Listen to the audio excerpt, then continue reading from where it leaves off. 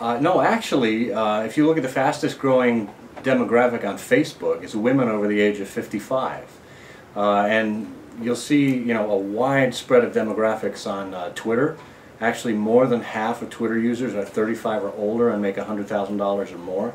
So this is just part of everybody's life these days, not just kids and not just gamers.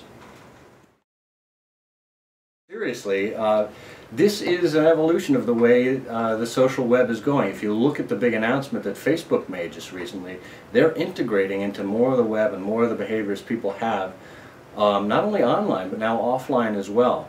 So it is absolutely worth considering. Think about it in terms of where dealerships were maybe in the 1920s and 30s, wondering if they should get telephones installed in their dealerships. We're not too far afield from that right now, although it's a different technology we're talking about. If your consumer uses it, your customer uses it, so should you. Well, I would ask how you fit your Rotary Club lunches and your sponsorship of Little League teams and the banners you fly behind planes in your hometown and the billboards you put up. How are you measuring those? How do those fit into the funnel? They're all part of a complex mix. Some of it's advertising that drives directly to lead generation and sales. Other is more about relationship building, about solidifying trust, about helping other people achieve their goals so that over time they'll come to know and trust you. You don't do all of the things that you do in marketing and communications specifically for sales, but it's all part of the funnel. I'd also add, what's the ROI of the phone on your desk? What's the ROI of your email account? What's the ROI of putting on your pants every day, right? Hard to measure, extremely important to do, negative consequences for not doing so. Well, again, I think it's more about relationship building. I think we've gotten too comfortable with direct mail. When we look at a 1% rate of return on direct mail, since when is 99% failure rate acceptable? Let's think about other things that can affect us and that can have, even if it's a tenfold increase. Think if you went from 1% to 10%. But again, social media is not a I tweet, you buy a car kind of thing. It's about, again, it's about awareness, relationship building. It's about a lot of things that lead to different interactions. I don't think you would anymore equate going to a cocktail party with direct mail than you should with social media. And social media is just that.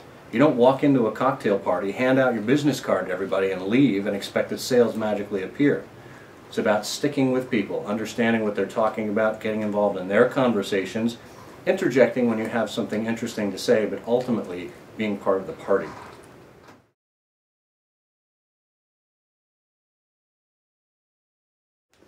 Not really. As I mentioned before, ROI is a number of things and doesn't necessarily have to be equated directly with sales. You think about it in terms of how you're able to increase awareness. You think about what's the ROI of the PR that you're doing. We don't get so structured about that. Well, social media is another way to help scale the PR efforts and bring down perhaps the cost of what it might otherwise cost you to do traditional PR. Perhaps you save on wire release fees or on hiring an agency to help you, well, the agency might kill me, I better be careful about that, to help you with your PR efforts. You think about it in terms of cost savings in addition to leads generated. And the EcoBoost Challenge, because we did it in conjunction with broadcast, with a very robust Facebook presence and lots of great content and influencers on the ground who were creating and sharing that content on our behalf, we actually got a huge boost in awareness and coverage throughout the course of the week or so that the EcoBoost Challenge was going on.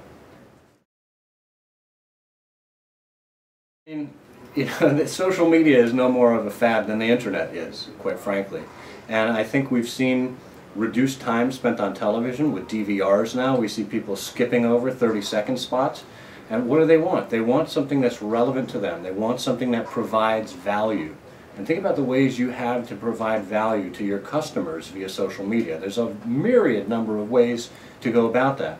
Whether it's helping them learn about information first, whether it's about reducing the time they spend, whether it's at a service appointment or perhaps online looking for stuff, you're actually providing value every day. Perhaps it's entertainment. We've seen a lot of that come through the Focus Doug videos online.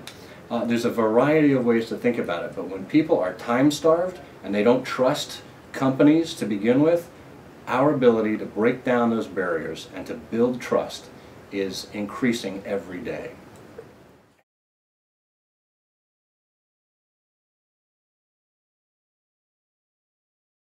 With that, I mean, certainly your nephew may know Twitter, may know Facebook, but does he know your customers? Does he know your business? Because fundamentally, this is about relationships, this is about business strategy, and you need to be doing what's right for your business. And simply by cutting corners and hiring a cheap intern or somebody who knows the tools, it may seem to solve the problem in the short term, but quite frankly, it's going to cripple you longer term. This should be a fundamental part of how you embrace this. This is not about technology. This is about culture and behavior, and you need to understand that first. I have no doubt that many internet sales professionals at dealerships are quite proficient at this. You've got to ask yourself, though, do you want them to spend their time on the traditional lead generation and all the internet stuff that they've been doing?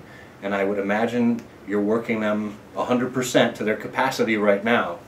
Or do you want somebody perhaps who's dedicated to this, who understands how to weave it all together?